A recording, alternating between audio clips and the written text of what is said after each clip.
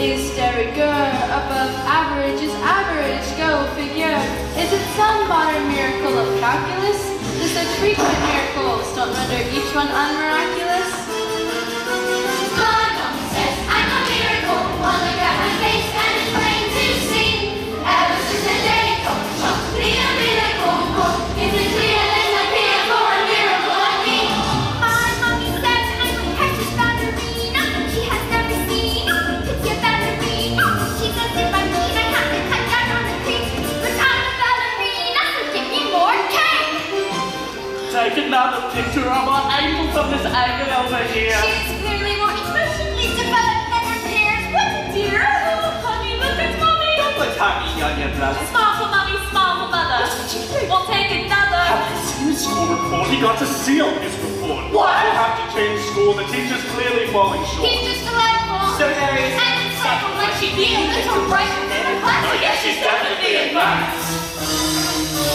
Take another glass of my second swim of period. One look at my face and it's plain to see. Ever since the day came, calling me a miracle. One you went and put it on my scar. My uncle like me will take another. Mommy said I'm a miracle. I'm as tiny and as shiny as a miracle. You can be all cynical, but it's such a good miracle. There's never been a miracle, a miracle, a miracle, a miracle.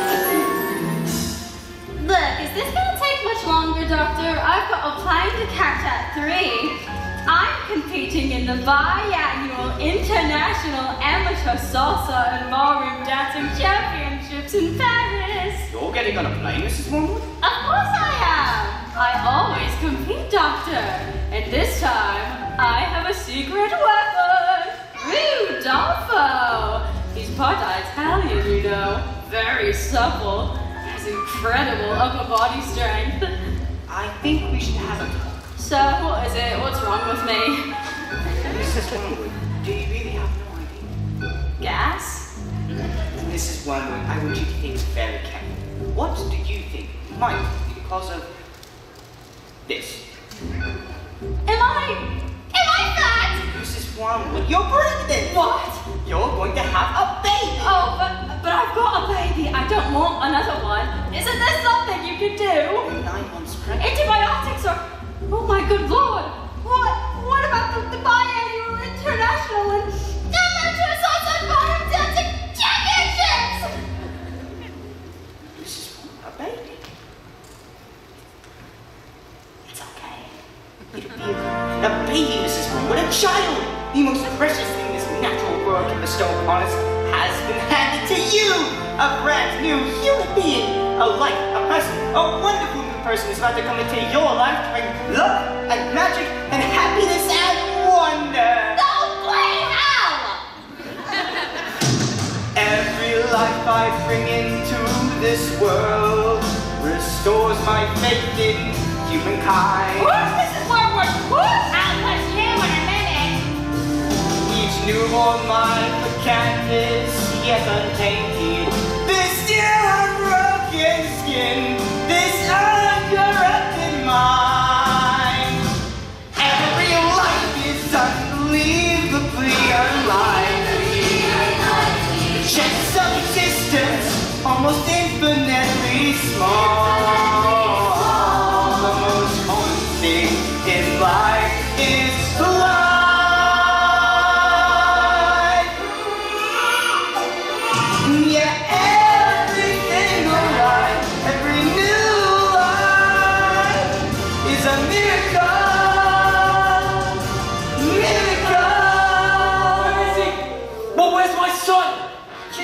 Are you smoking a cigarette? What? Oh, no, of course not, Doctor. No, what am I thinking? Of course, this calls for a proper smoke. All right, as in, my good lord, he's an ugly-looking thing, isn't he? Mr. Wormwood, this child is a girl. It's one of the most beautiful little girls I've ever seen. Is there still time for the biannual inter-championship? No, the dance competition's finished, darling. You missed it. Look, you don't suppose we can exchange this one for a boy, could we? This is the worst day of my life! Oh, my undercarriage doesn't feel quite normal. My skin looks just revolting. This foul force at night. Then this gown is, then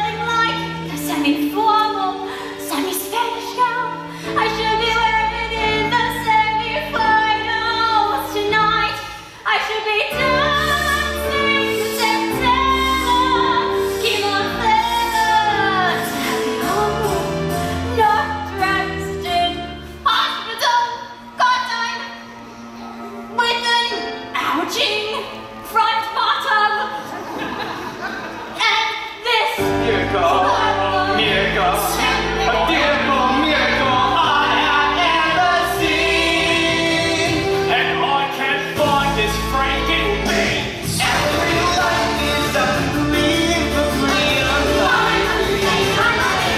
Check subsistence on the internet is most common thing in life is life. Yeah, every single life, every life is a miracle, miracle,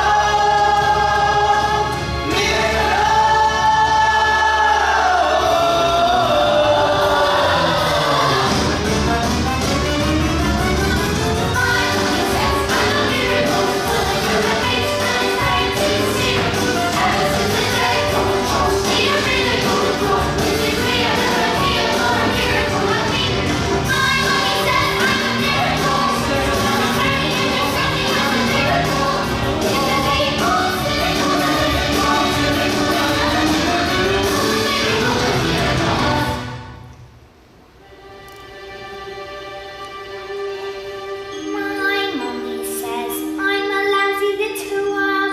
My daddy says I'm a bore. My mommy says I'm a jacked up little germ. That kids like me should be against the law.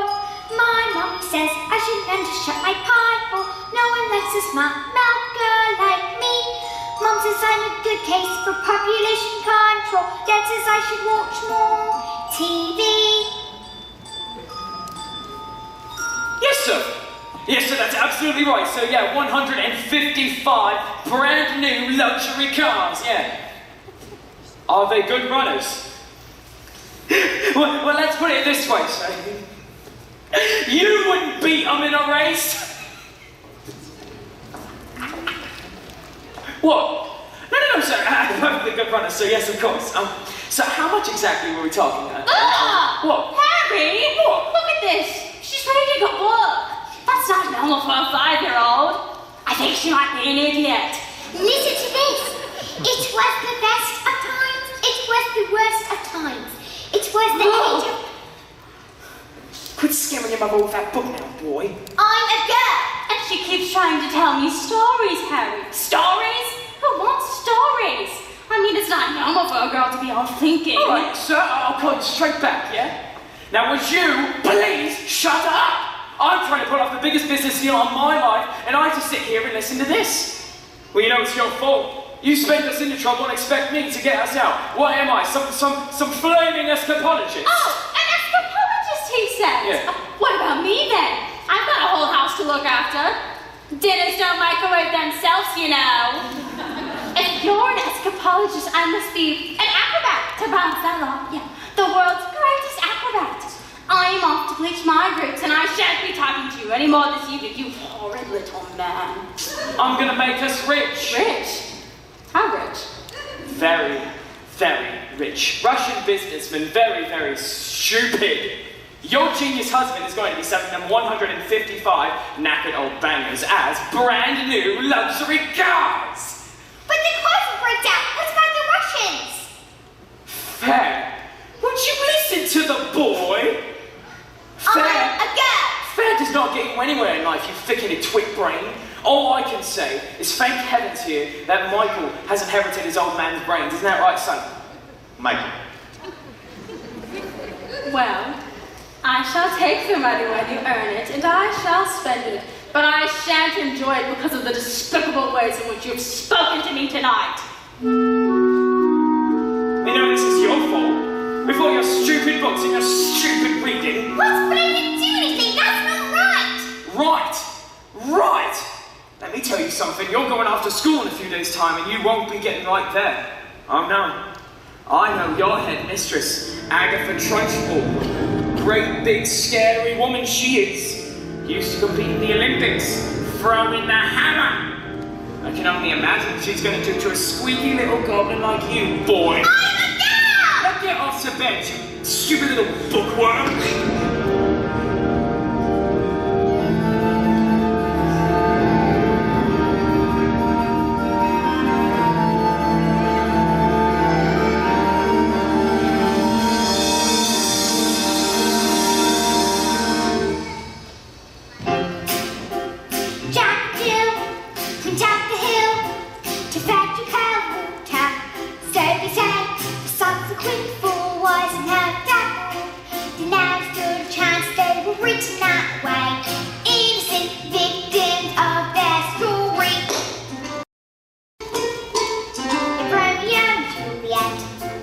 'twas written in the stars before they even met.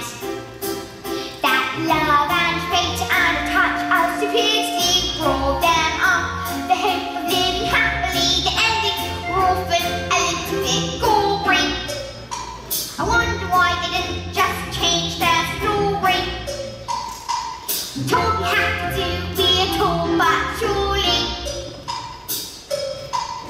sometimes you have to be a little bit naughty. Just because you find that life's not fair, it doesn't mean that you just have to grin and bear it. If you always take it on the chin and wear it, nothing will change. Even if little you can do, I know you must let a little thing like little stop you. If you sit around and let them get on top, you might as well say you think that it's okay, and that's not right. And if it's not right, you have to put it right. Platinum blonde hair dye, extra strong, keep out of reach of children. Oily violet hair tonic for men. Yup.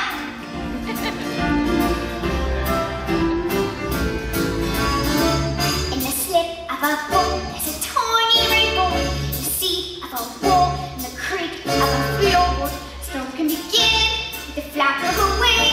The tiniest mind packs the mightiest sting every day. Starts with the tick of a claw on a skate. Starts with the click of a lock. You're stuck in a story and want to get out.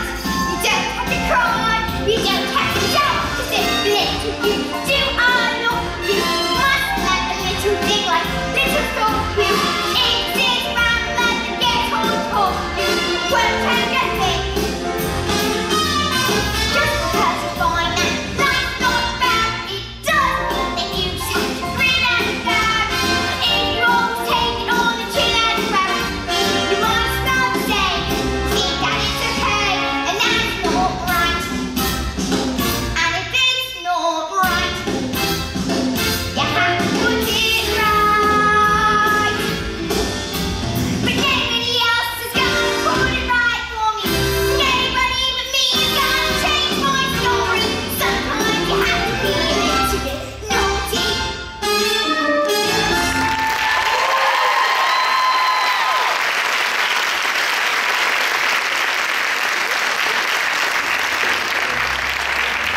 In business, son, a man's hair is his greatest asset. Good hair means a good brain. Now, the secret to my success in business is secret. Yes, boy, yes, exactly, secrets, yeah. The secret to my success is this. Oil of Violet's hair tonic for men, yeah? Now, step back, son. Your old man's going to work, yeah? Alright. Close that back up. Alright. Oh, yeah, that's where it's at, alright. Oh, yeah, that's the bananas right there, right there. Now, in business, a man cannot fail to get noticed when he looks like this, yeah? Secrets. Shake a bit, come on now. Got a big day.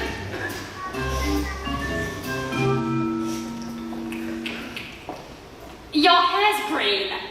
Have you started already, woman? It's not even 8:30 in the... I've got green hair! Why did you do that? Why on earth would you want green hair? I didn't do anything. I don't want green hair.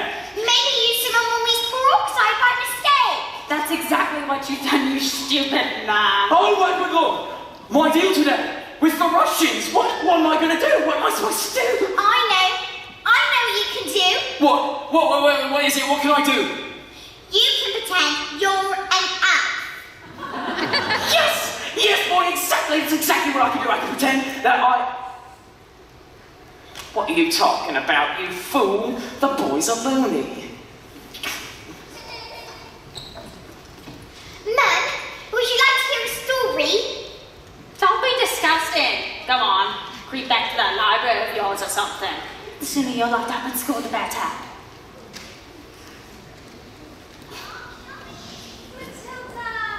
We happy to see you here at the library again, aren't we? Well, yes. You see, my mom wanted me to stay at home with her. She hates it when I go out. Dad, too. He misses me too much. But I think it's good for grown-ups to have their own space. Aww. Your parents must be so proud to have a girl as clever as you. And you do tell them lots of stories like you do with me. Oh, I love your stories, Matilda. That's not a hint, by the way. But if you did happen to have a story you wanted to tell me. Goodbye, Mrs. Phelps. See you next week. Goodbye, Miss Honey, and good luck with the Tolstoy. As I was saying, Matilda, I'm not hinting, but if you did happen to have... Who was that lady? That lady? That was Miss Honey. She's going to be your teacher. That lady? That Yes, your teacher. Now, are you going to tell me a story or not?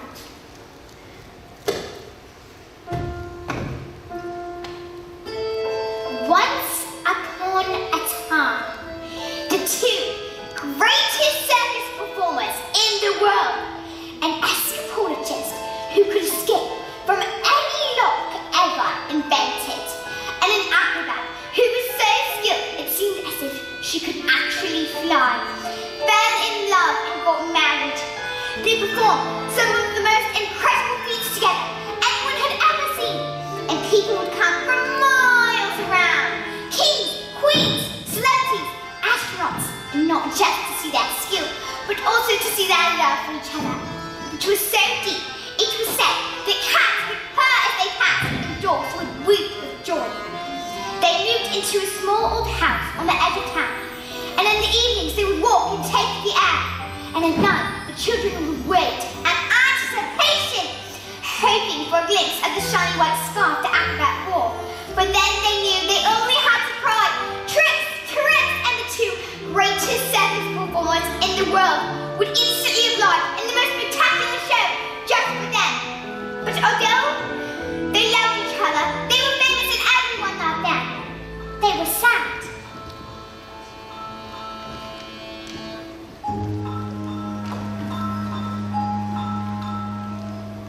We have everything. We have everything the world has to offer, said the wife. But we do not have the one thing in the world that we want most. But the one thing. We do not have a child. Patience, my love, the husband replied. Time is on our side. Even time loves us. Oh, Matilda. But time is the one thing no one is a master of. And as time passed, they grew quite old and still had no child. And then in the evenings, they would listen to the silence of a big empty house and imagine what it would be like if it had the sounds of a child playing. Matilda, this is very sad. Do you want me to stop? Don't you dare! Their sadness overwhelmed them and drew them on to even more dangerous feats, for their work was the only place they could escape the inescapable tragedy of their lives. And so it was decided that they would perform the most dangerous feat ever known to man. It is It's called called, said the husband, announcing to the world's press who had gathered together with bated breath. the Burning Woman, hurling through the air with dynamite in her hair over sharp and spiky objects, caught by the man locked in the cage, and it's the most dangerous feat ever known to man.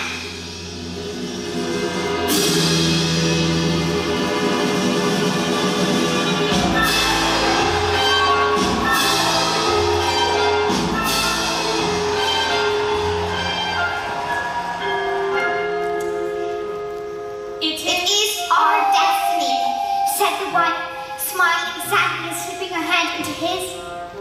It is where the loneliness of life has led us. Well, what happened next? I don't know. Not yet, anyway. What? But isn't there a little bit more? Just a little bit more. Just a little bit more.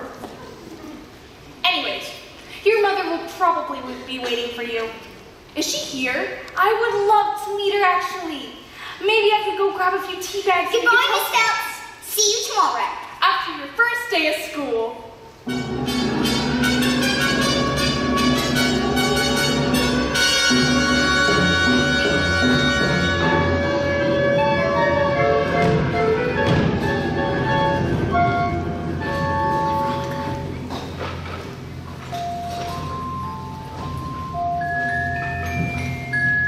My mommy says I'm a miracle.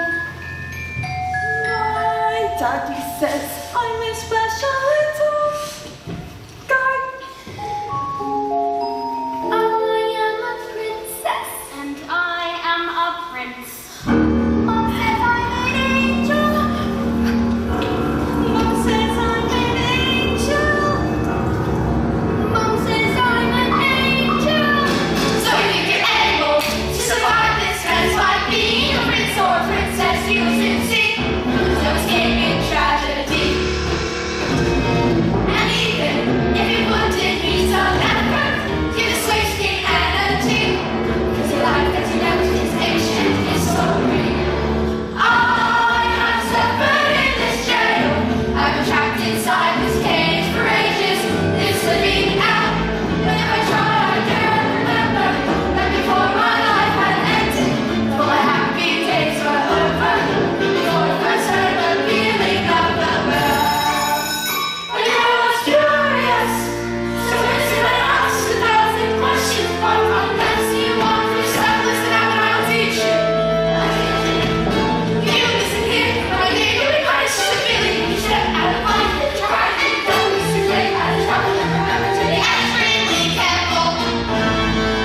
Why? Why? Why? Did you hear what he said? Just you wait for his end. What is egg? Physical education. It's the gentleman's speciality. My doctor said I would be the teacher's part. School is just the plan, according to my mom. The alphabet. Oh, you gotta learn to listen, kid. So if you're able to survive this quest by being a prince or a princess, you soon see. So escaping tragedy. And even if you put in some effort, it's wasting energy. 'Cause your life has a representation story. I have suffered in this jail. I've been trapped inside this cage for ages. Things to be out. If I try, I can't remember. But before my life had ended, all my happy days were over. Before I first heard the feeling of the well. And I was curious, so I listened and asked 1,000 questions. But unless you want to settle this, I'll teach you. I think I'll do. You listen here, my kid, you ain't practicing the feeling. You step out of line, you try to don't you sit out of trouble. And remember to be extremely careful. Why? Why? Why? Did you hear what we said? Just you wait for his end. Just you wait for his end. You see me here, I'm a man of big purest. You be done. Why? Just you wait for his end.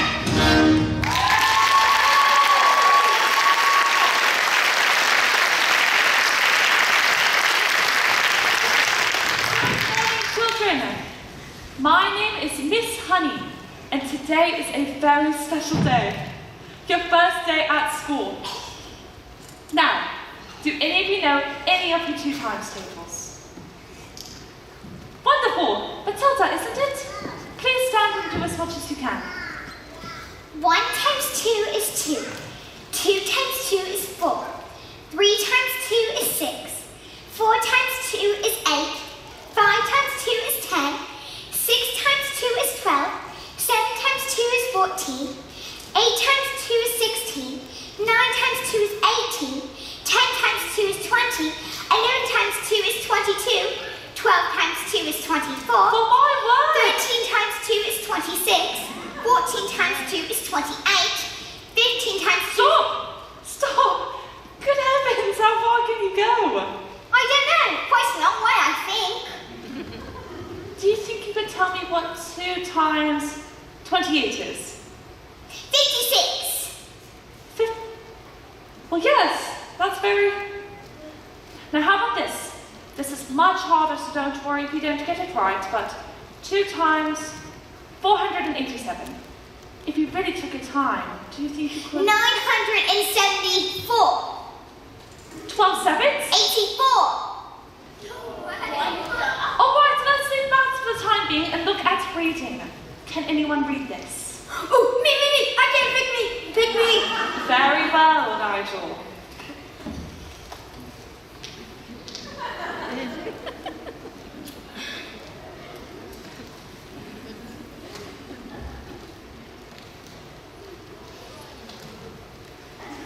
You got it? Oh, leave it there, Nigel. We don't want you to bust a blood vessel on your first day. Lavender. Is the first word tomato? No, but tomato is a very good word. Yes. Matilda. I can now read words. So, Matilda, you can read words. Well, yes. You see, I had to learn to read words so that I could read sentences. Because sentences are just like a big bunch of words.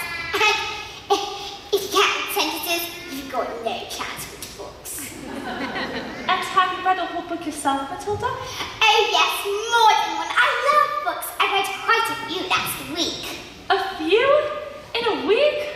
My, that is good. What books did you read?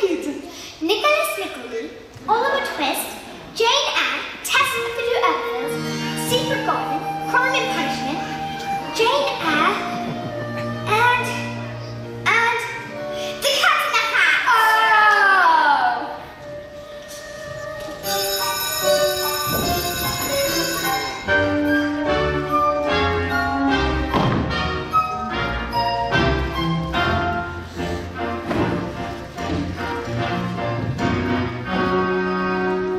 Knock on the door, Ginny. Just knock on the door. Don't be pathetic. Knock on the door, Ginny. You've nothing to fear. You're being pathetic. It's just a door. You've seen one before. Just knock on the door. What are you trying to hide, silly? Standing outside the principal's office like a little girl. It's just pathetic. Oh.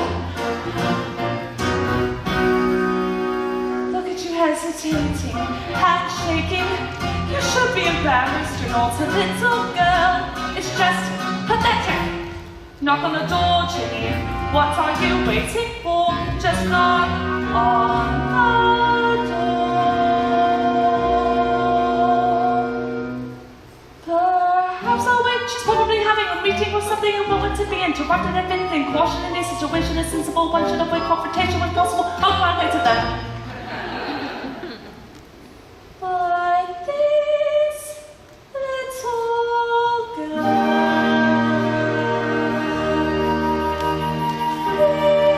this miracle.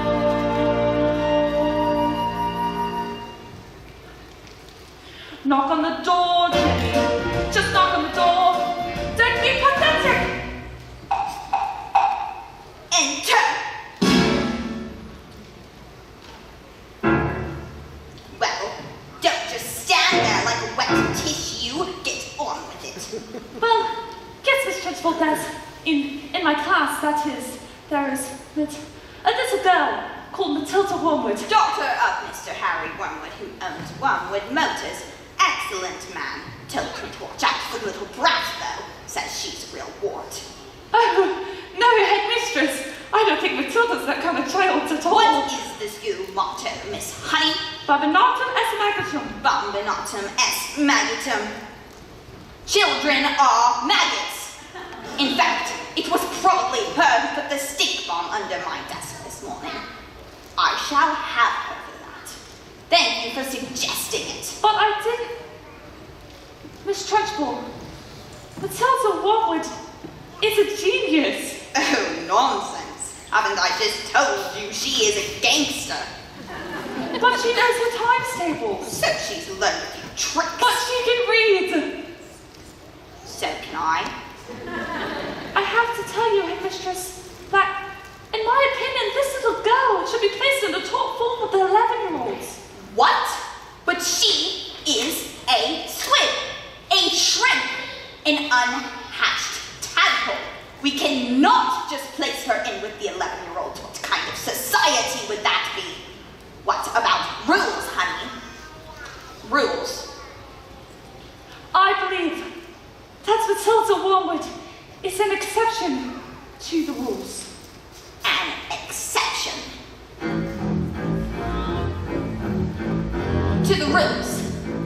In my school, look at my trophies, see how my trophies gleam in the sunlight, see how they shine.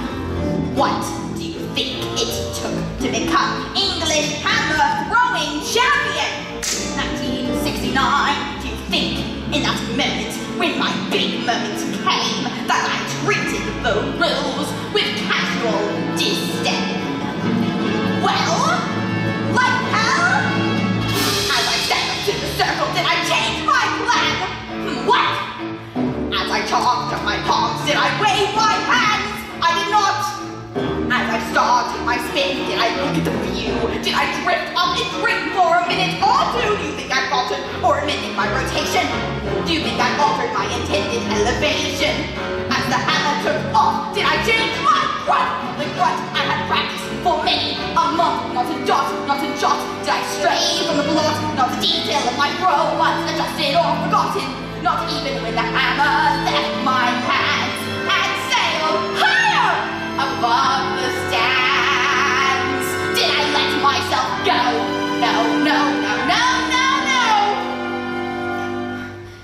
If you want to throw the hammer for your country, you have to stay inside the circle all the time.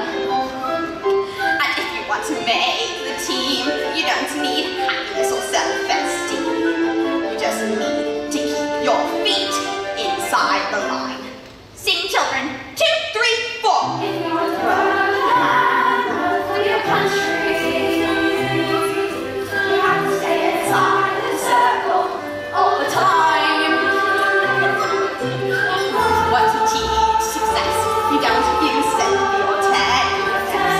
You have to force the little squints to toe the line. Sing, Jenny! Hee, hee, ha! If you want to throw the hammer for your country, you have to stay inside the circle all the time. Apply this one simple rule to hammer throwing life at school. Life's a ball, so learn to throw it. Find the valley, line and tote, and always keep your feet inside the line. Net attack!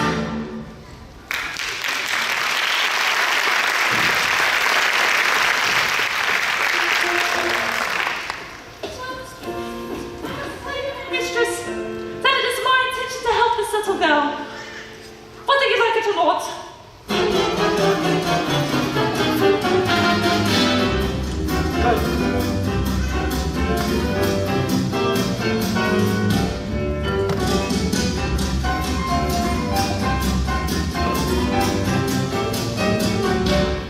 Stupid, nasty, stinking, slimy, great big question asking. And how dare they speak to me like that? Who do they think they are? You flippin', filthy, nasty, stupid Russians! Now don't tell me we're not rich.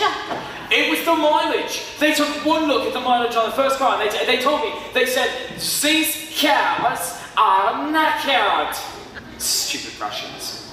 I told them, I said the reason the mileage is so high is because of a manufacturing mistake. Is that true? Of course it's not true. So, you lied. Of course I lied. And they just Oh, no, course not. No, they didn't believe me. I've got green hair! I've got hair. And what's this? With you, another flaming book you've got. What's wrong with the telly? She's got no respect for that one. It's all books and stories. No, it's a lovely book. Honest, you should read it. I'm sure you... Lovely. Lovely.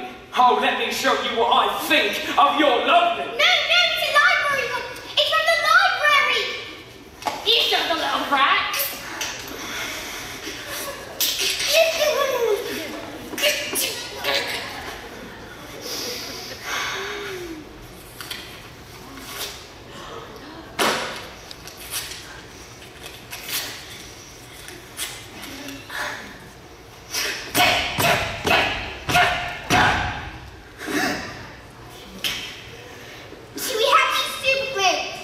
In the cupboard.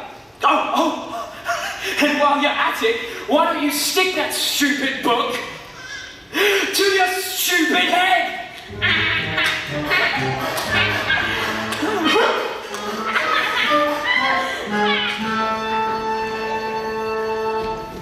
Just because you find that life's not fair, it doesn't mean that you just have to grin and bear it. If you always take it on your chin and wear it, nothing will change.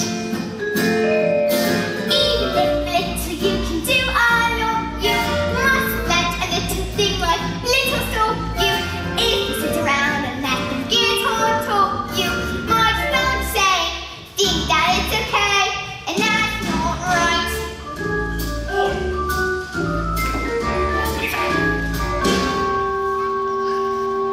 I've got my eye on you, boy. I'm a girl.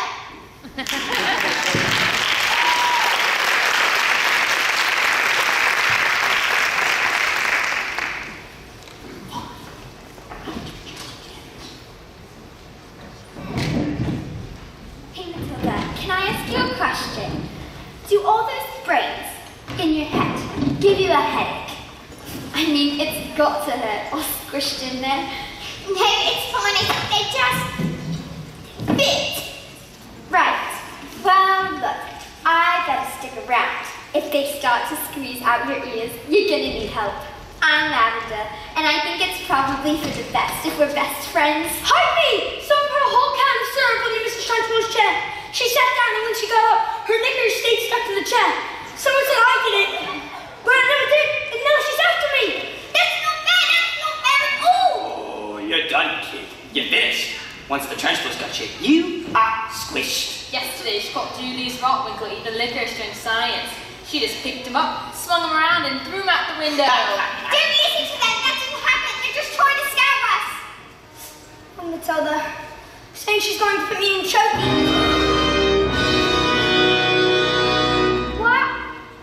What's choking? They say it's covered in her office to teach the Rose children into. Say she lines it up with spikes and nails and bits of broken glass.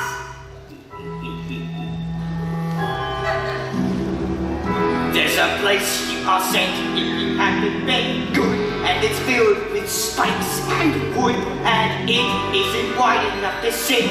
And even if you could, there are nails on the bottom, so you wish you stood. When the hinges click and the door is shut, you cannot see squat out the end of your nose with the scream. You don't know if the sound came out of the scream in your head, even reach your mouth.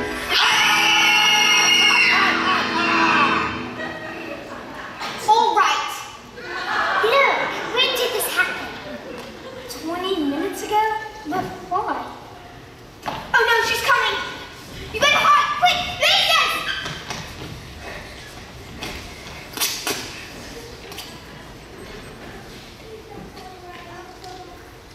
Now!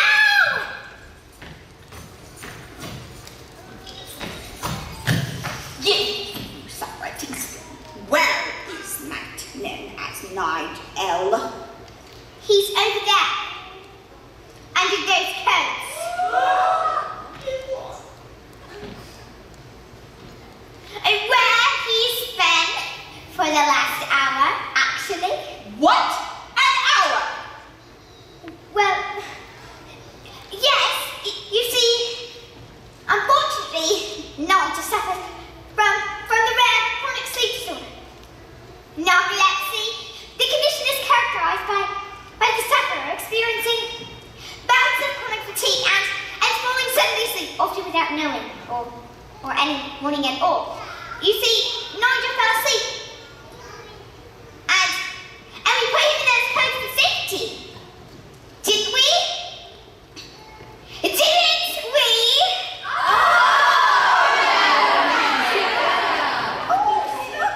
That's it. He'll probably think he's as bad when he wakes up.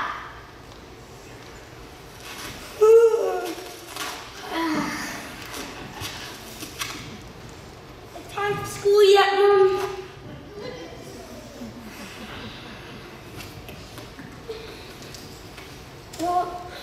What am I doing here? Well, this isn't my bedroom at all. Oh, hello, Miss Trunchbull.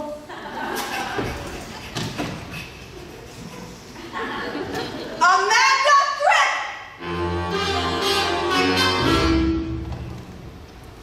Yes, Miss Trunchbull? What have I told you about pigtails? I hate pigtails. But my mommy likes them. She says they make me look pretty. Well, then your mother isn't wit!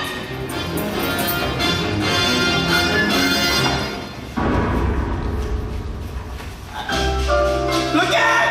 She's coming into land!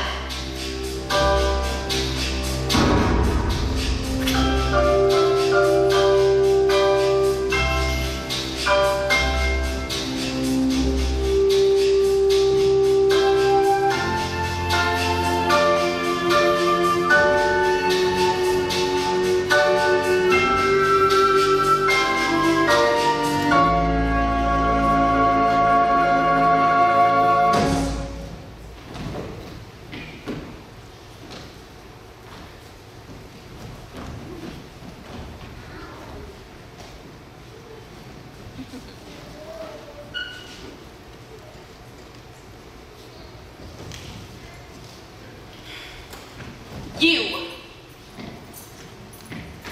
What is your name? Matilda.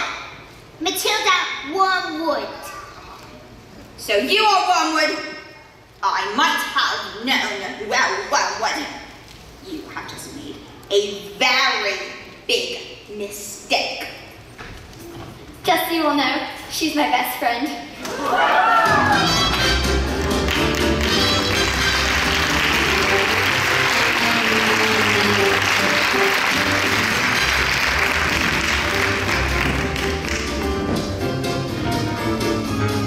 Yes, sir. No, absolutely right, sir. Completely different stock, yeah. Green hair. Well, I know, sir, that it was in celebration, sir, of National Green Hair Day. Yeah, no, it was in celebration of all the wonderful things in the world that are green, like lettuce and snot. It's about 1 p.m. tomorrow. Yes, sir. Yes, absolutely, sir. Yes, yeah. Thank you so much, sir. Yeah. Dos Vidoo, yeah. All right. Now that is how you do. It's how you do that.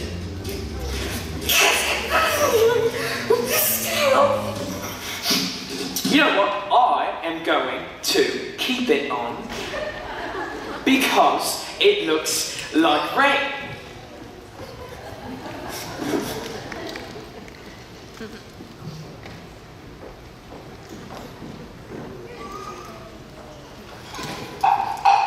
Who is it?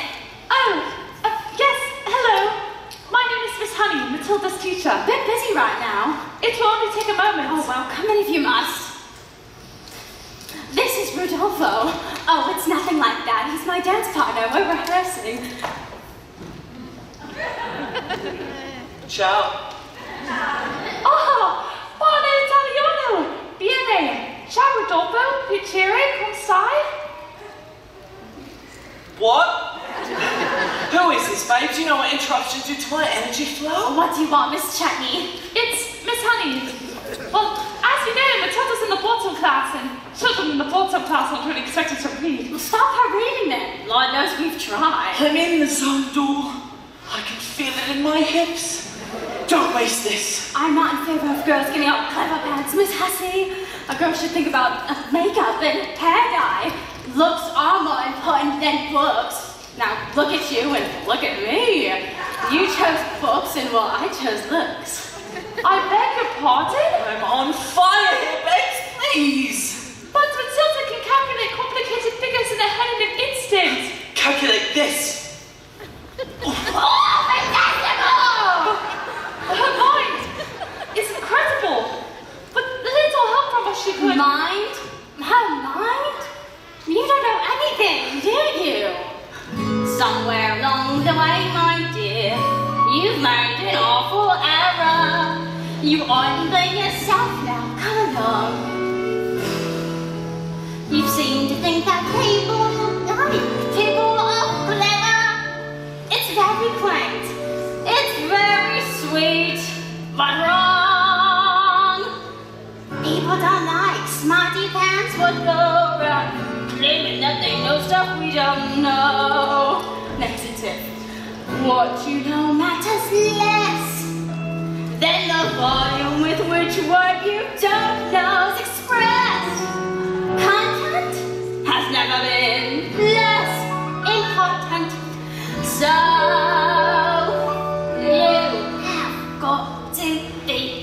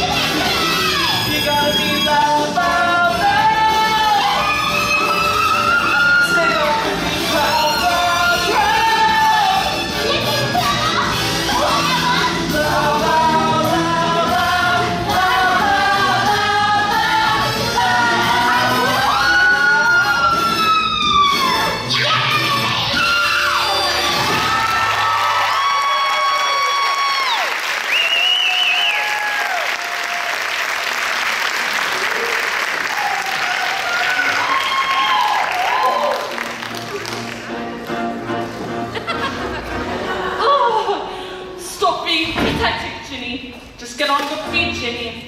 You are going to march in there and give them a piece of your mind. Leave it alone, Ginny. The more that you try,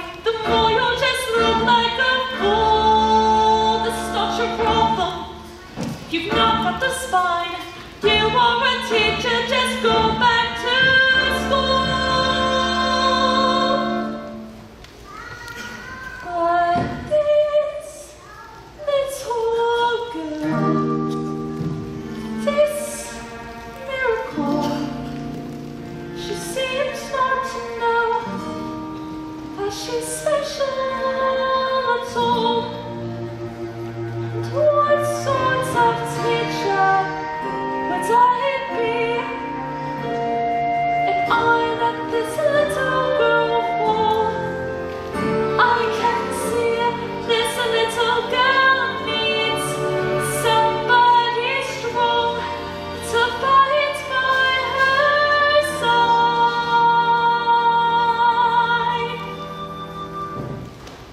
Instead, she's found me, pathetic little me, and now the door closes, and Jenny's outside.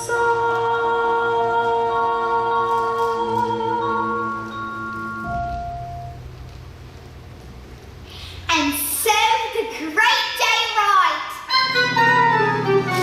It was like the entire world had gathered to see the burning woman hurling through the air with dynamite in her hair over shocks and spiky objects caught by the man locked in the cave.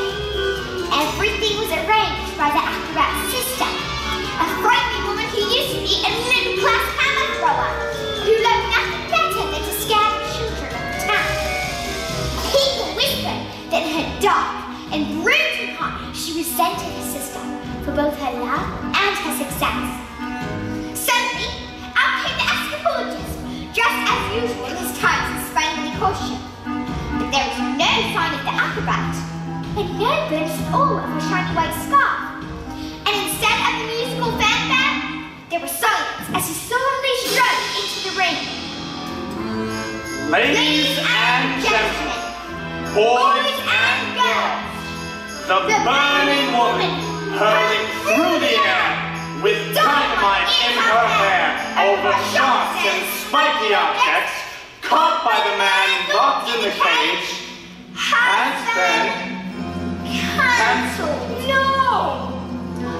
Absolute silence. You could have heard a flying bird. Then suddenly, the audience jumped to their feet and roared an appreciation. Cancelled because my wife is pregnant. Oh, Matilda! Suddenly, the audience jumped to their feet and roared an appreciation. The great thing was instantly divorced, and the applause went on for nearly an hour. So it is a happy ending.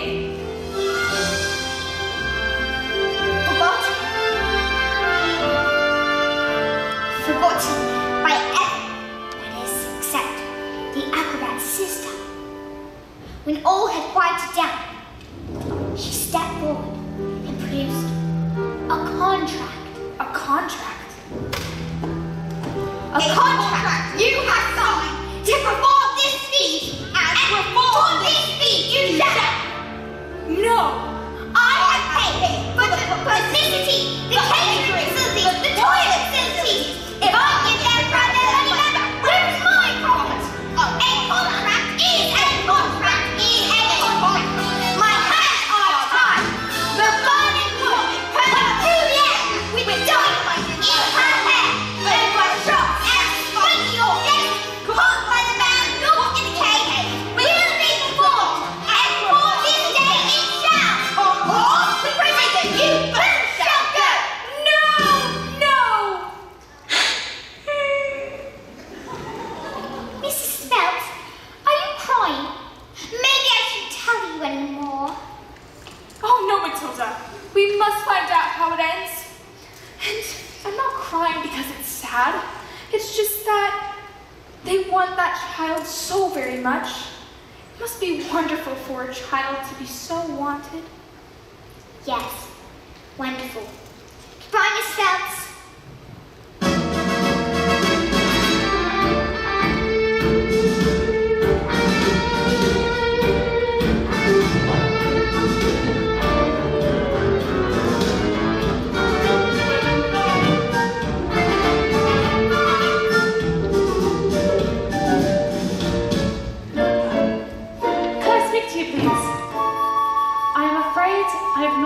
too successful in getting others to recognize your abilities.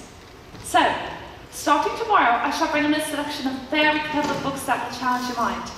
You may sit and read them while I teach the others, and if you have any questions, well, I shall do my best to answer them. How does that sound?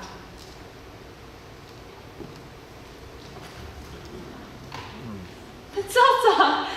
Why, that is the biggest hug in the world! You're going to hug all the air out of me. Matilda Wormwood! Matilda Wormwood!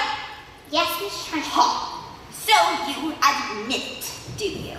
Admit what, Miss Trunchbull? This clot, this foul carbuncle, is none other than a disgusting criminal, a member of the mafia, a denizen of the underworld. This morning you sneaked like a serpent into my kitchen and stole a slice of my private chocolate cake from the tea tray. No, I did not. Miss Trunchbull, Matilda's been here all morning. Standing up for the little spitball, are we? Well, this crime took place before school started. Therefore, she is guilty. Okay, look, alright, I stole the cake. And honestly, I was really, definitely, sort of almost thinking about earning up. Maybe. But the thing was, the Trunchbull's cake was so good that I scoffed it down too quick. And now it was beginning to fight back. Oops. See? I'm not guilty. I didn't do anything. You are guilty because you are a fiend. You are a thief, and I shall crush you. I shall pound you. I shall consign you to the seventh circle of hell, child. You shall be destroyed.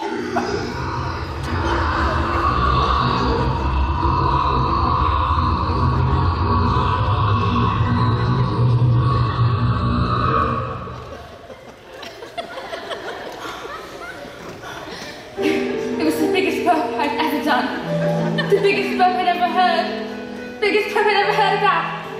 And now, my big, beautiful chocolate burp wafted through the classroom. Past Alice, past Matilda, past Lavender, and then my big, beautiful chocolate burp wafted full into the face of the Trunchbull!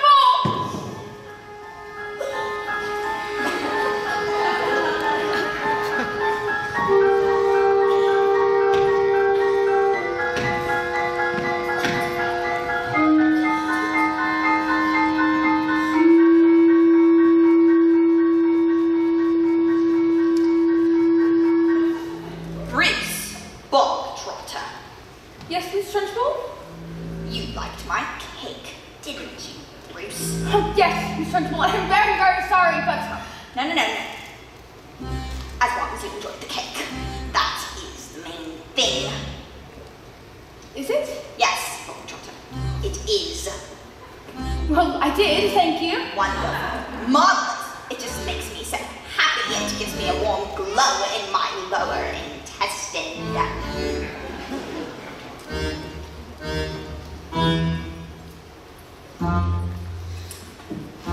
Oh, cook!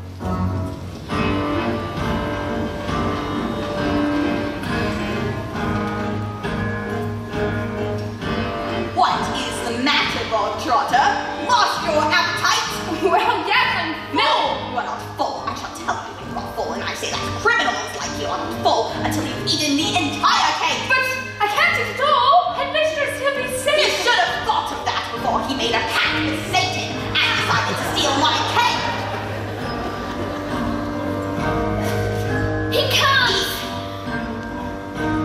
No. Eat. He can't. Eat. He can't. Eat. He's so like. Eat. He might explode. Precise.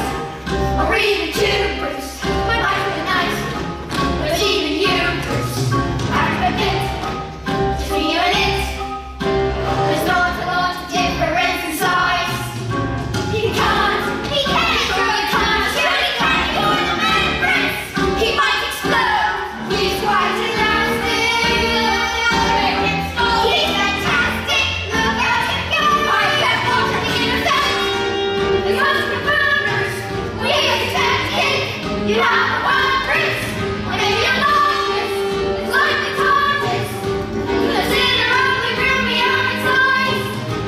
He can't. He can't. He surely can't. Surely can't. You're the man, Bruce.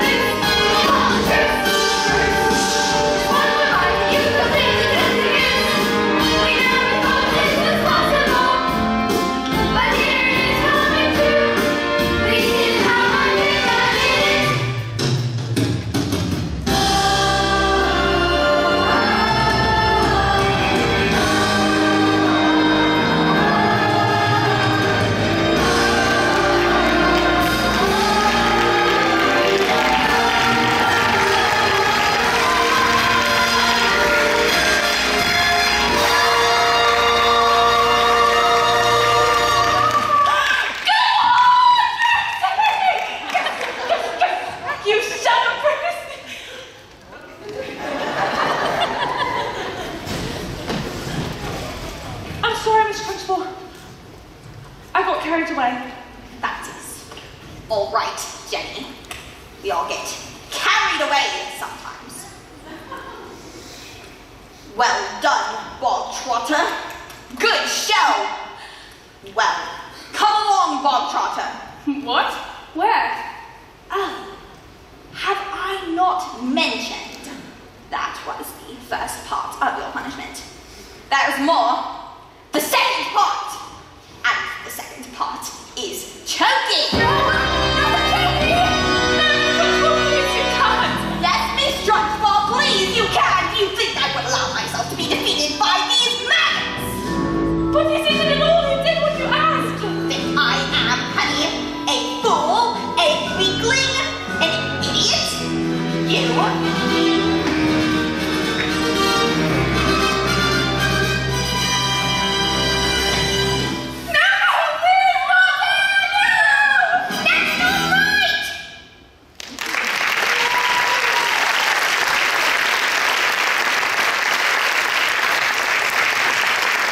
Get your phones off now. Yeah, it's time. I would like to offer an apology for some of the things that have been going on here tonight. Yeah. They are not nice things, and they are not right things, and I would like to state categorically that we do not want any children that might be here to go home and try these things out for themselves. I am, of course, talking about reading books. I know. It's normal. It's normal for kids to behave in this fashion. It stunts the brain, wears out the eyes, makes kids ugly, stinky, fatty, sweaty, betty, boring, gaseous, and crucially, it gives them verrucas of the mind. Under no circumstances do we condone such activities, and we do so utterly without reservoirs. Now, let me just personally ask you, how many of you out there have read a book? No, what's going on? Oh, no. Alright, let's see, who have we got? Who have we got out there? Yeah, you. Yeah, what's your name? Emma. Emma. I didn't call on you, thanks. Emma? Yeah, right, so Emma, don't take this the wrong way, but bookworm, stupid little bookworm, reading all his books like a stupid little bookworm. You read books and worms read books. Worms are stupid and you're a worm. Stupid. Now, that won't stop Emma from reading, but she'll never raise her hand in a theatre again. Taught her that lesson. Now, ladies and gentlemen, may I now present the pinnacle of our achievement as a species, the very reason we bothered evolving out of unicorns in the first place. Somewhere on a show, I heard that a picture tells 1,000 words. So tell me, if you bother to take a look, is the equivalent of like lots of books. All I know I learned from telling this big beautiful box of facts. And if you know a thing already, baby, you can switch the channel over just like that. Endless joy and endless laughter, folks living happily ever after. All you need to make you wise is 23 minutes plus advertisements. Why would we waste our energy turning the pages 1, 2, 3? But we can sit happily on lovely buffaloes, watch people singing and talking and doing stuff. All I know I learned from telling. The bigger the telly, the smarter the man. You can tell from my big telly just how clever of a fella I am. Now take it away, son. You're playing things, son. Alright, so if you keep doing it again, a different turn next time, you're gonna do that one. Well, if you can't learn that from a stupid book, all I know I learned from telly what to think and what to buy. Now I crazy smart already, but now I'm really, really smart. Yes, very, very smart. Endless content, endless channels, endless chat on endless panels. All you need to fill your muffin without having to really think or nothing. Why would we waste our energy trying to work out lunacies when we can sit comfortably on a lovely balconies, watching slightly famous people talking to really famous people? All I know I learned from telly. The bigger the telly, the smarter the man. You can tell from my big telly just how clever of a fella I am. Only Dickens is Charles Dickens. Mary Shelley, oh, she sounds smelly. Charlotte Bronte, do not want it. Jane Austen, in the compost bin. James Joyce, when he doesn't sound nice. Ian McEwan, I feel like spewing. William Shakespeare, and Moby Dick. Hey, take it easy. All together now. All I know, I learned from Tay. Nothing in a day, that's smarter than that. You can tell from my big Tay what a very clever fella.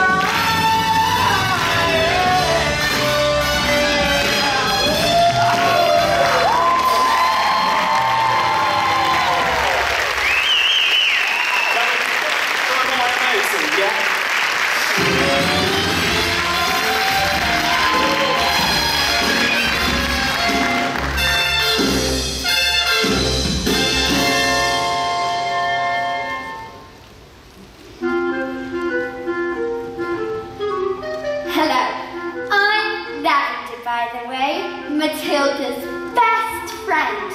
There's a bit coming up that's all about me. Well, not exactly about me, but I play a big part in it. And I'm not going to tell you what happens because I don't want to spoil it for you. Alright, look. What I do is volunteer to get the Trunchbull a jug of water. And then, no, not tell you anymore because I don't want to ruin it.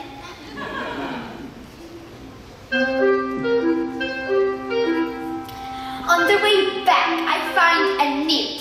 A newt is a really ugly lizard that lives in water. So I take it up, and no, I won't say anymore. I'm going to put the newt in the Trunchbull's jug. It's going to be brilliant!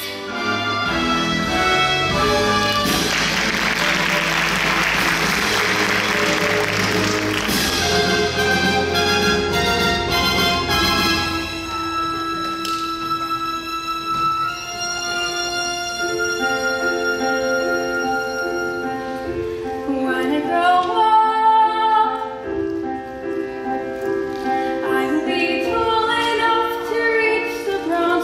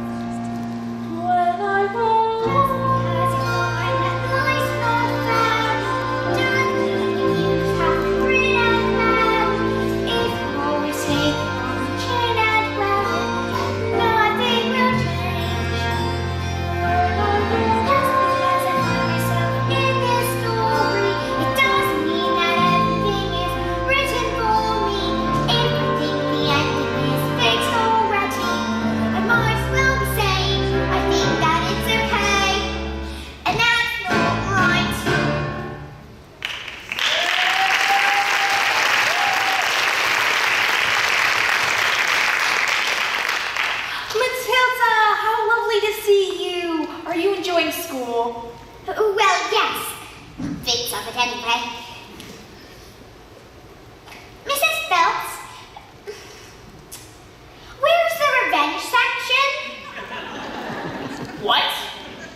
Well, we don't have a revenge section. Why? Is there a child at school that's behaving like a bully? Well, not a child exactly. Matilda, are you sure there's something not wrong? Do you want to hear the next part of the story? Story? Did you say story? Did you say? Oh, Matilda. What are we waiting for?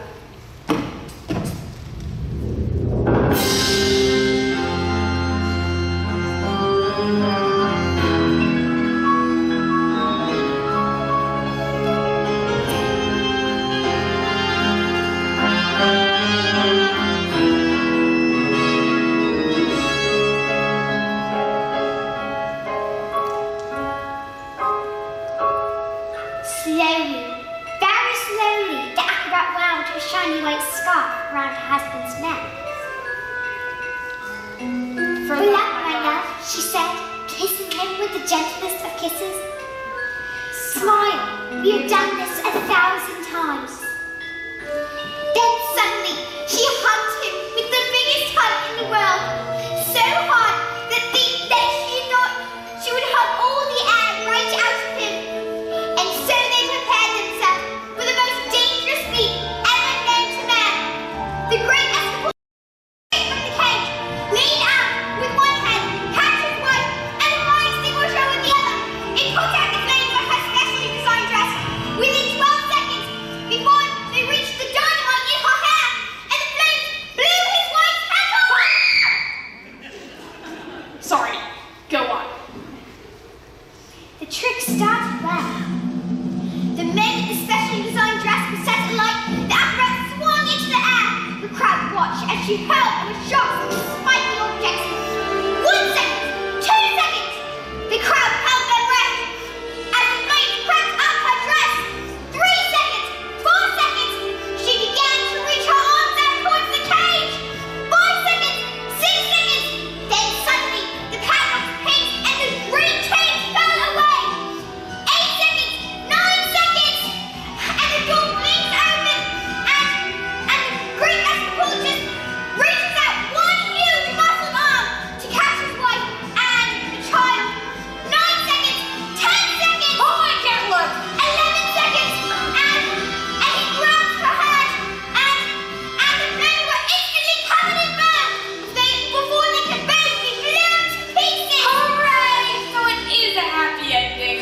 No. No? No. Maybe it was the thought of that child.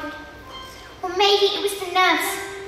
But the escapologist used just a touch too much foam, and the hands became slippy. And she fell! She fell? Was she okay? Did she survive? She broke every bone in her body, except for the ones at the ends of her little fingertips. She did manage to live long enough to have their child, but the effort was too great. Love our little girl, she said. Love our daughter with all your heart. She is everything we ever wanted.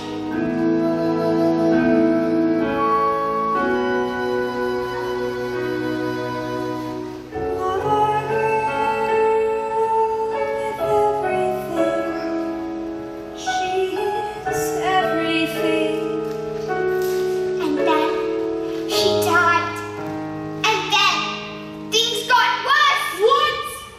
Worse? Oh, Matilda, things can't get worse. I'm afraid they did. Because the escapologist was so high, he never, for 1 second, blamed the acrobat's sister for what had happened. In fact, he asked her to move in and help look after his daughter. She was nothing but cruel to the little girl, making her walk, iron, cook, clean, beating her if she did a thing wrong. But always in secret, so that the escapologist never suspected a thing. And so the little girl grew up with the meanest, cruelest, horriblest that you could possibly imagine.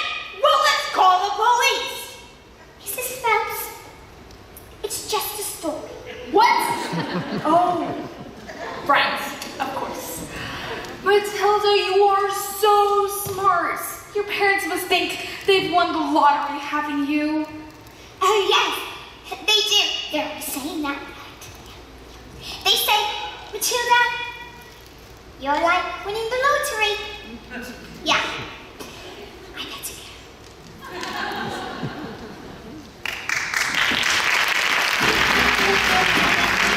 I'm so clever, I'm so clever, I'm so very, very, very, very clever. I'm so very flaming clever. What a very clever feather I am.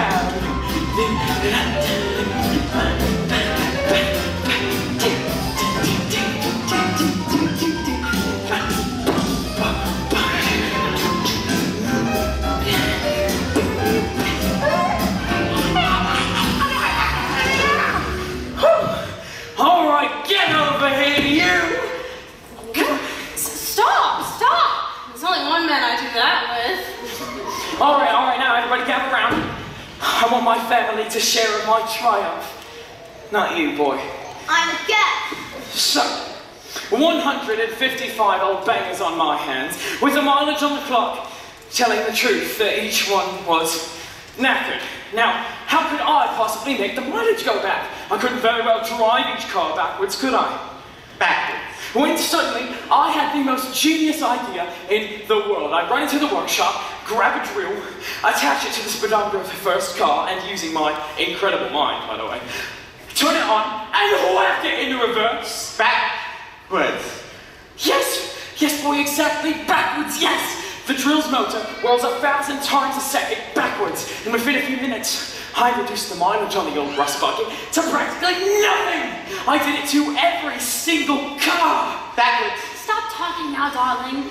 There's a good boy. So 10 minutes later, that's right, the Russians show up with their great big expensive suits, nasty-faced apes really, with dark sunglasses. I don't know who they thought they were. Russians are nocturnal. I saw it on the program last night. That was badgers. It was a program about badgers. Same thing. And did it work?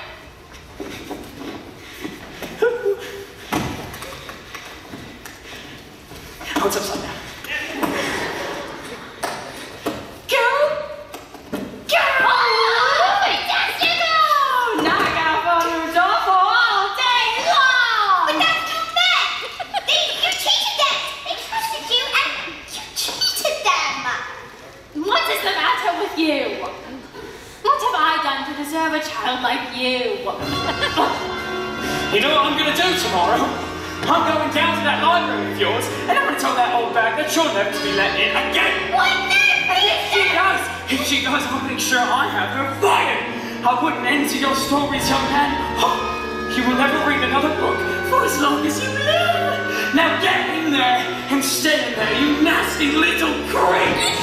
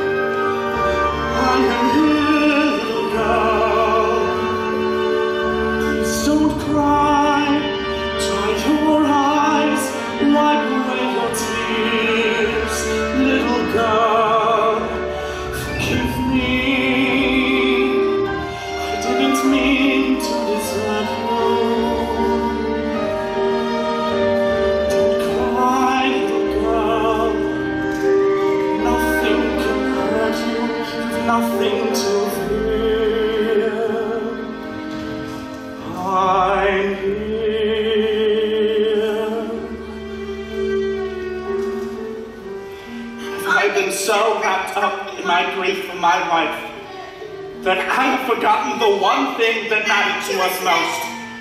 I love you so much, my daughter, and I shall spend the rest of my life making it up to you. We shall be together forever. Don't cry, Daddy. I won't cry, Daddy. Don't cry. Here, let me wipe away your tears. Forgive me. Daddy, forgive me. I didn't mean to desert you. I didn't want to upset you. Please, Daddy, don't Cry, little I'll girl. be alright with you by my side. I got things Nothing to fear.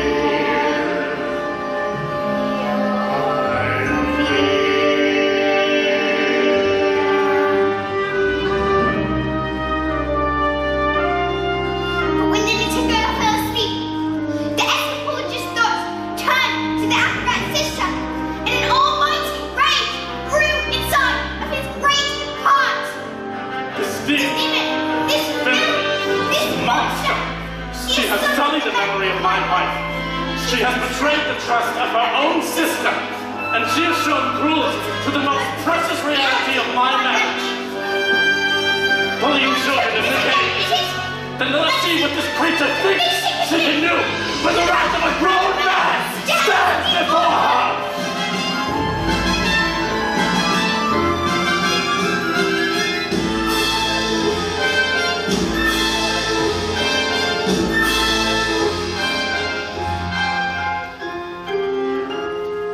But that was the last little girl ever saw of her father, because he never came home, ever again.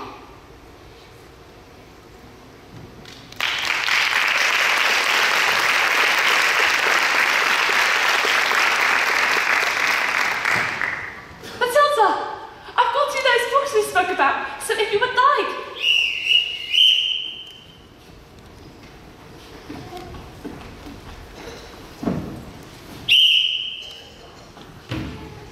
What are you doing with those books, woman? They're for Matilda. No, they are not! Not on my watch. There is an age for reading and an age for being a filthy little toad. These are toads, aren't you, Bogtrotter? Yes, Miss Trunchbull. Yes, Miss Trunchbull! Only Bogtrotter here is now a good toad. Sit. Let me just pick up my book.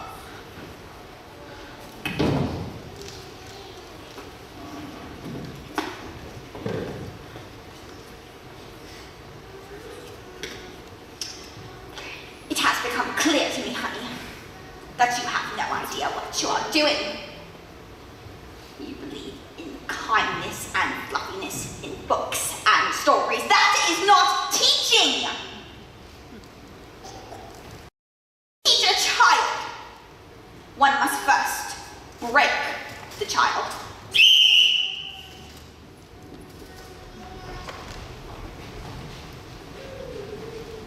Quiet, you maggots! But no one was speaking, Miss Trunchbull. Miss Honey, please understand that when I say quiet, you maggots, you are entirely included in that statement. Now, where is my jug of water? I'll give it, Miss Trunchbull. Stupid girl. Look at you. Flat. Disgusting. Revolting, I say! I think it's time that we toughen you all up with a little fizz egg.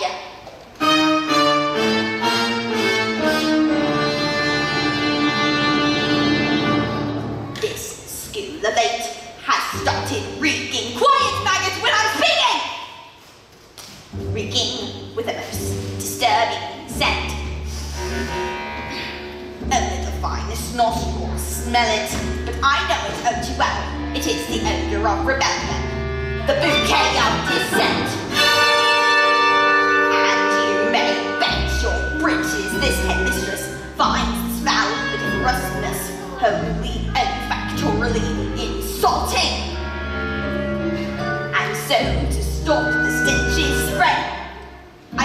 a session of figs and sorts, the men rank from the revolting.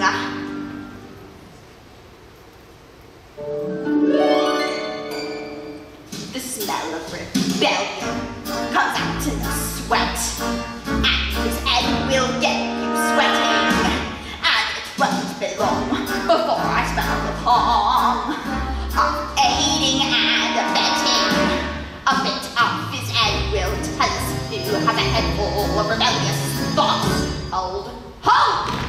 Just like a rotten egg floats to the top of a bucket of water.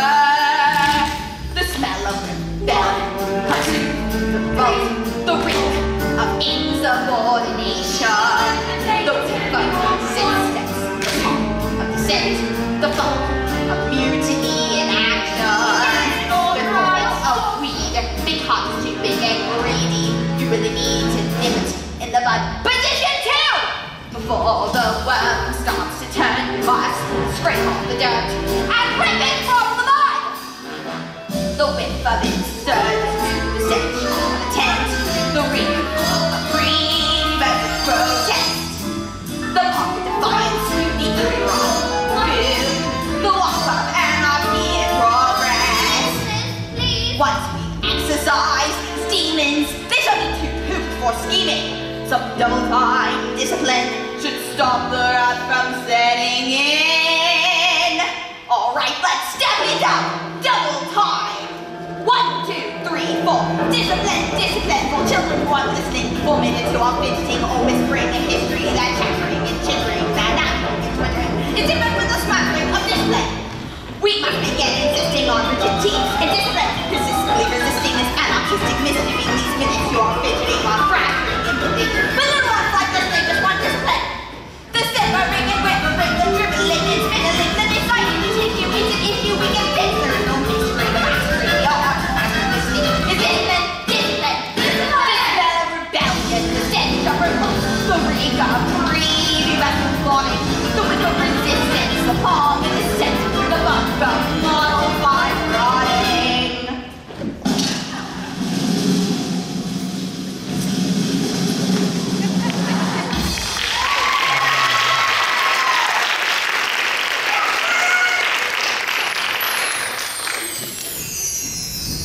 Imagine a world without children.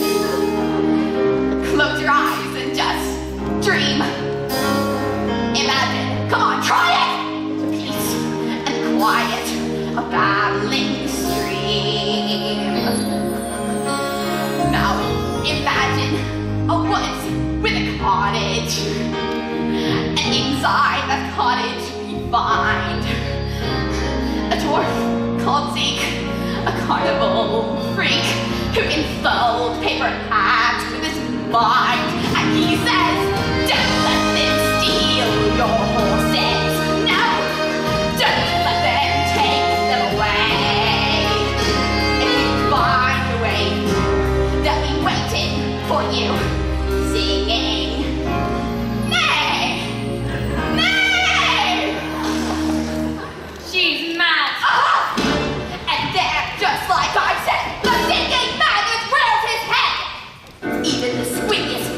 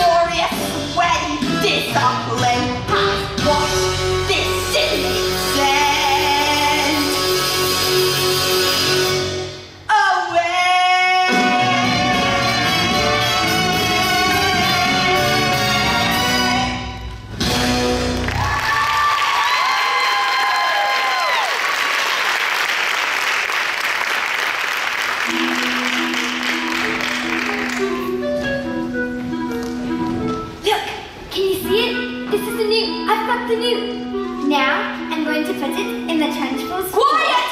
I don't think this is teaching at all. I think it's just cruelty. That is because you, honey, are pathetic. You are wet.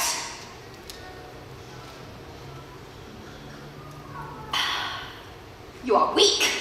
You are, in fact, a sniveling little newt. It's a newt! Oh, it's disgusting. It's a snake. What? Good. But I bet it's poison! Quiet, children, please. You! What? Not me, no, I didn't. You did this, you blind, repulsive, malicious little sinner! No, stop. No, Simon, stop! We're only just getting started! Miss Sheffield, don't please, you pull his ears off. I have discovered, Miss Honey, through years of experimentation, that small boys' ears do not come off. They stretch. In fact, I can feel these stretching now. Miss Sheffield, no! Leave him alone, you big fat bully! How dare you? You are not fit for this school. You ought to be in prison, in the deepest, dankest, darkest prison. I shall have you strapped to a trolley, wheeled out with a muzzle over your mouth. I shall crush you. I shall pound you. I shall dissect you, madam. I shall strap you to a table and perform experiments on you. All of you will suffer the most appalling indignities because of you. Yes, you.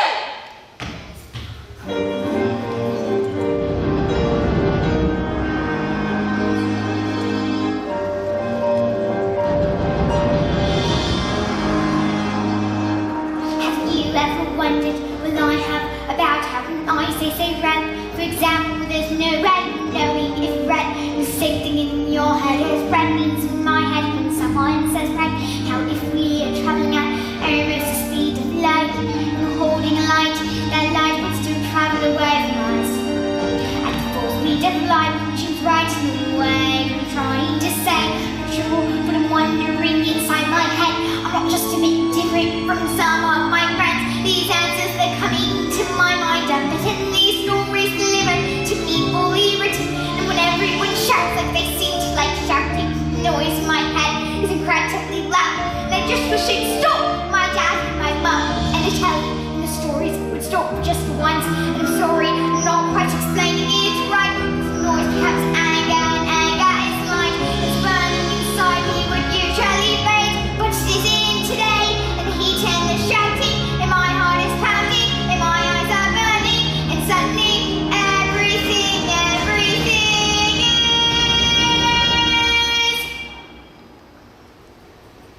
quiet.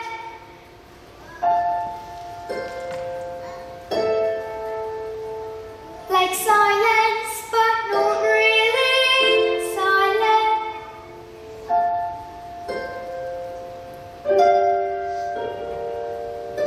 Just that still sort of quiet, like the sound of a page being turned in our book,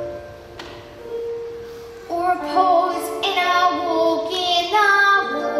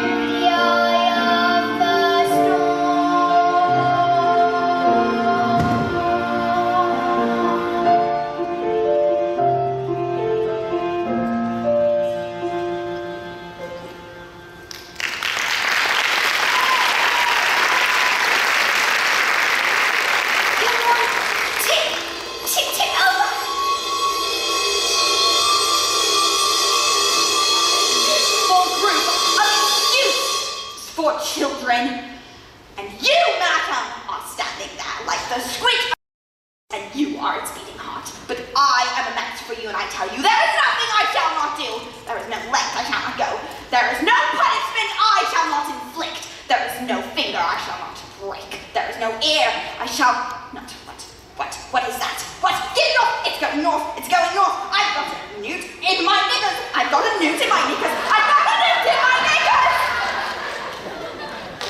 Well, that was interesting. I think we all better go home. Well, we still can. Matilda! Watch! Matilda, I think it'd be wise to go before. Watch, please!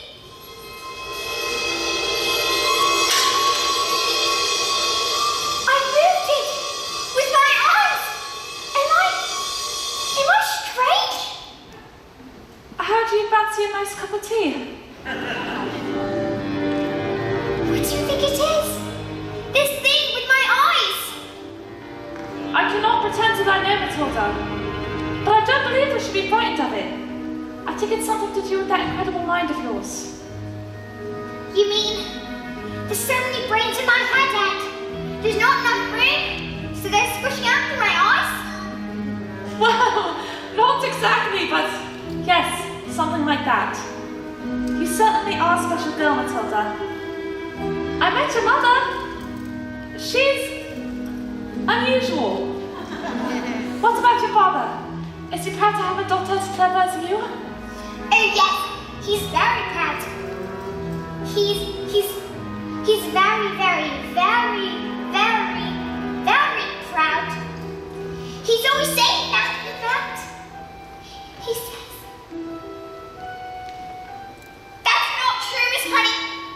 That's not what he says. He called me a liar and a cheat and an absolute creep." I see. Well, here we are. Home sweet home. Are you poor? Yes. Yes, I am. Very. Don't they pay teachers very much? Well, they don't actually. But I am even poor the most because of other reasons. You see, I used to live with my aunt. But one day I was out walking and I came across this old shed. I fell completely in love with it. So I went to the farmer and begged him to let me move in.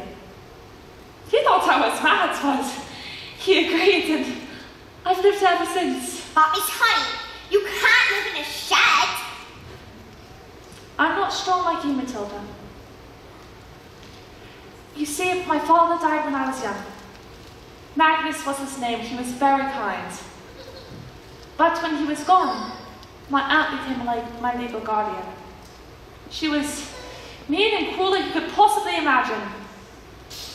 And then when I got my job as a teacher, she presented me with a bill for looking after me all of those years. She'd written everything down, every tea bag, every electricity bill, every tin of beans. And she made me sign a contract to pay her back every penny.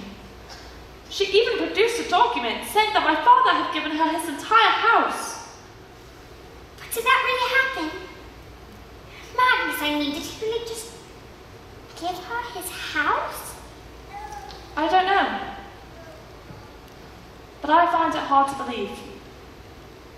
Just like I cannot believe that he would have killed himself. Which is what she said happened. You think she did him in, don't you, Miss Honey? I cannot say, Matilda. All I know is that years of being bullied by that woman made me, well, pathetic. I was trapped. And that's why you live here. This roof keeps me dry when the rain falls. This door helps to keep the cold at bay. On this floor I can stand on my own 2 feet. On this chair I can write my lessons. On this pillow I can dream my nights away. On this table, as you can see, well, it's perfect for tea.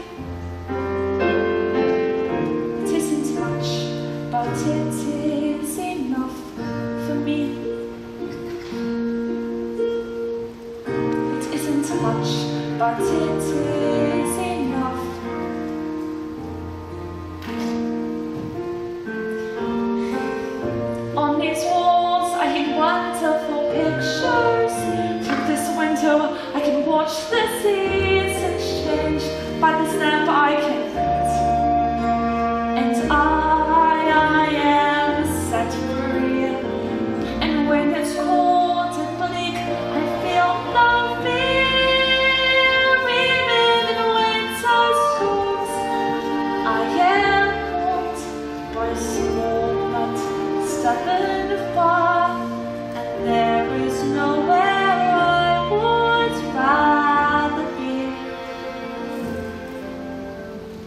It isn't much, but it is enough for me. For this is my house. This is my house. It isn't much, but it is enough for me. For this is my house. This is my house. It isn't much, but it is enough.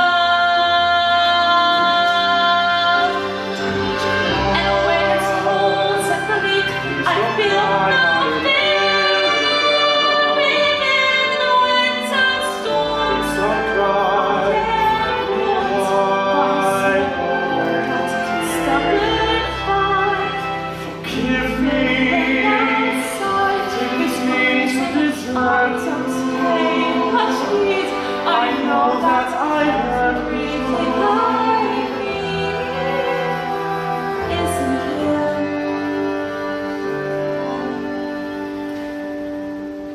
It isn't much, but it is enough for me. It isn't much, but it is enough for me. Miss Honey, is this your father's scarf? Yes, it is. My mother gave it to him before she died. You see, she was An acrobat! well, yes, she was out of you, and my father was. An anthropologist! Matilda, how do you know that? So they were your parents? What? Who? I don't. The people from my story!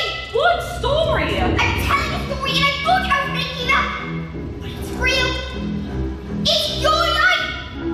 I've seen your life! You've seen my life? She did it, let's go to the police! What? No, we can't. We have no evidence. But we can just tell them she did it! That wouldn't work, Matilda. It'd be my word against hers, and they would never believe she's capable of murder. But Miss Honey, your aunt's a murderer! She was cruel to you! She beat you and locked you in tiny little cupboards and threw you in cellars! Stop, Matilda, please. Miss Honey, your aunt's a murderer! Who is she? Is a contract! Miss Trunchbull!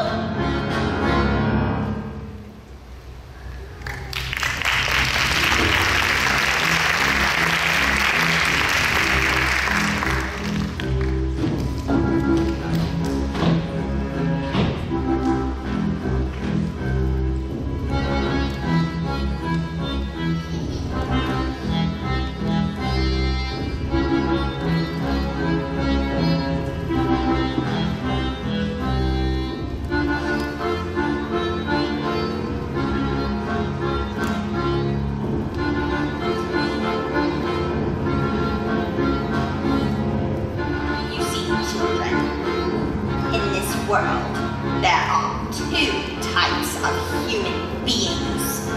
The winners and the losers. I am a winner. I play by the rules and I win. And if I play by the rules and I do not win, well, something is not right. Something is not working. And if something is not working, you have to put it right, even if it screams. What are you looking at? You. This class is going to have a very special spelling test. Any child who gets a single answer wrong is going to choke you. You spell, let me see. Spell newt. Newt. N-E-W-T. What? Newt. Miss Honey taught us. She's very good at teaching. Impossible. Miss Honey is too soft in teaching to be good at anything. Any moron can see that.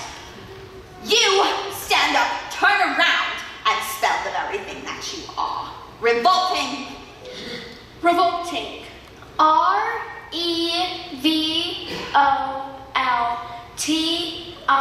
R-E-V-O-L-T-I-N-G. Revolting. What? You're cheating. Of course she's not cheating, she's simply spelling the word. These specks of dust cannot be that clever. They are words. I taught them. That's all with kindness and patience and respect. How dare you bring those words into my classroom? You know nothing of teaching, and I shall prove it. You spell Amatilectimonte samosas. What? But that's not the word. Spell Orgototoki. And I should warn you. It has silent letters.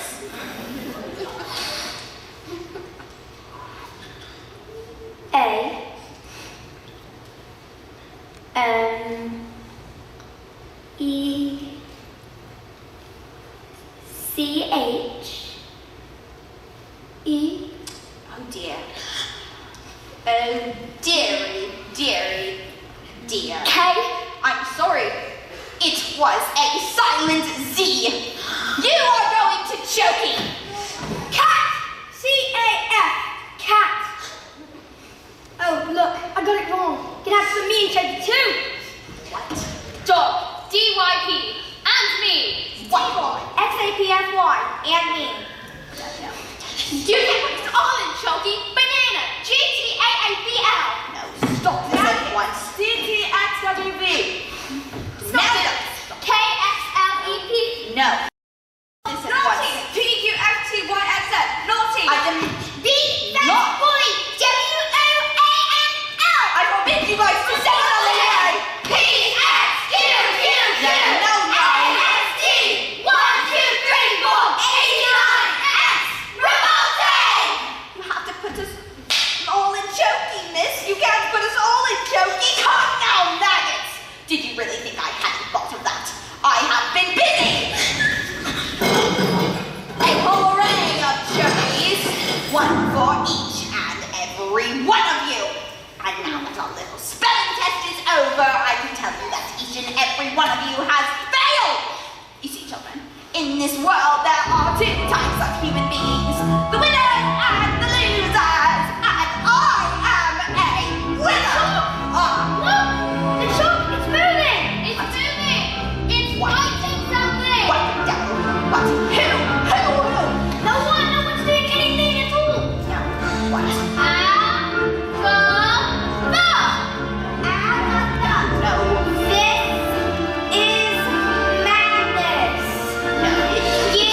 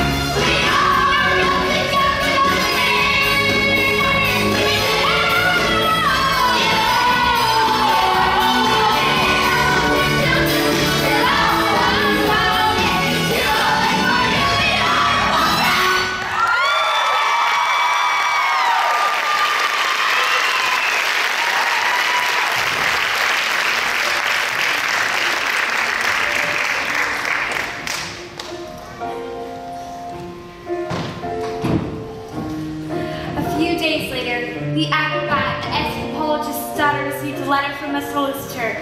It's that her parents' will mysteriously turned up, and she was now the owner of the beautiful old house, which up until that moment had been owned by the one evil aunt, Agatha Trunchbull. She moved in immediately, and she was happier than she had ever been in her entire life.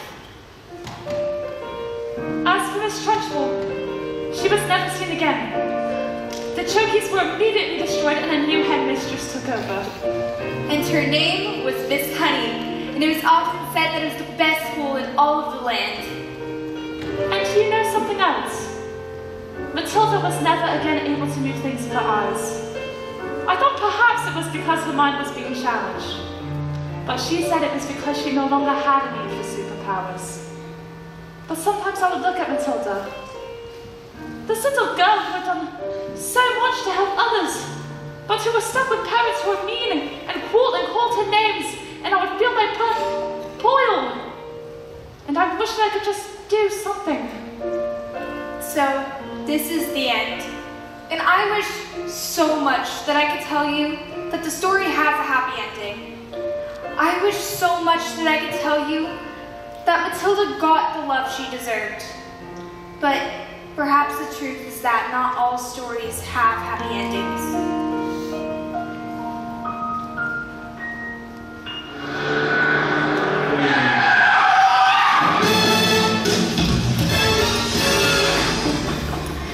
Well, don't just stand there gawping. We're going to Spain. What Spain with what? Because this idiot just nicked this twit brain. Seemed to think it would be a good idea to sell 155 gold bangers to the Russian mafia. I didn't know they were the bleeding Russian mafia, did I? Look, boy, we're leaving forever and we're never coming back, all right? Let Matilda stay here with me. I beg your pardon. Mr. Woodward, I would love to take Matilda. If you'd like to stay with me, that is. I'll look after her with love and care and I'm sorry, you mean leave my daughter here with you? What did you... They'll be here any minute! Dad, you just... They'll be here any minute, I told you! Quick, try to find the books. What have they done to my legs? My beautiful legs!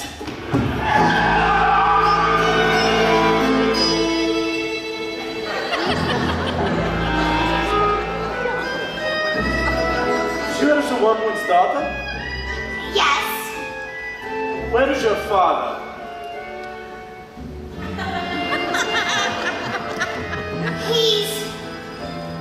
I don't know. The Wormwood is a stupid man, and being stupid, he assumed I was stupid too, and that is a very, very stupid and rude thing to do. Well, yes. I'm afraid my brother is quite rude and very, very stupid. You know this? Well, at least there is one clever one in the family.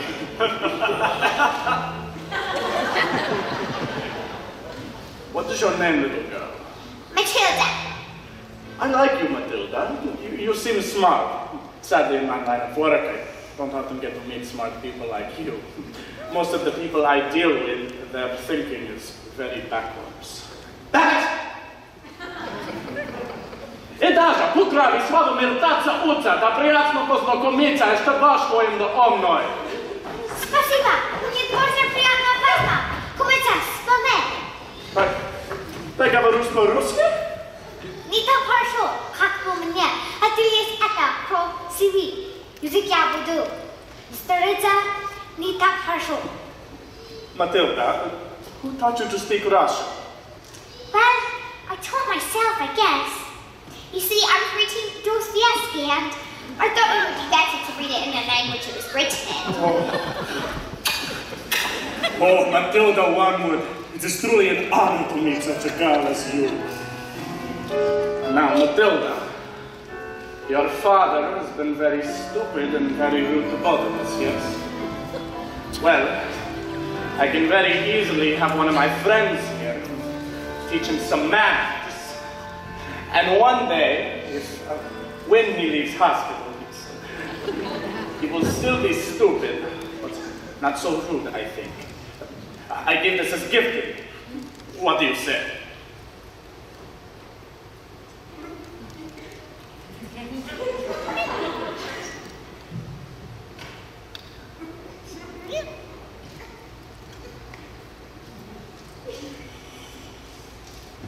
Mr. Sergey, this is a very tempting offer. But he is my father, and I am his daughter. And I think I've had enough of revenge. This little girl, this miracle, Matilda. No! Что ты делаешь? Я не могу сказать да! Я тоже не могу сказать да! Matilda. Я сказал Matilda. Не смейся, господин. Смейся. Matilda, your father is very, very stupid. But he's also very, very, very lucky to have a daughter such as yourself. Now, if I happen to be doing business here again and I see him, he may not be so lucky.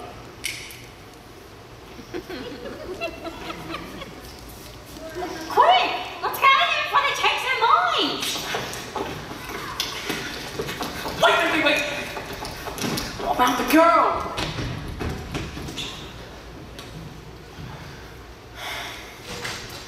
So you want to stay here with Miss Honey? Yes, I do. And you want to look after her? I do. Well, I guess we're a bit short of room, so... yes? And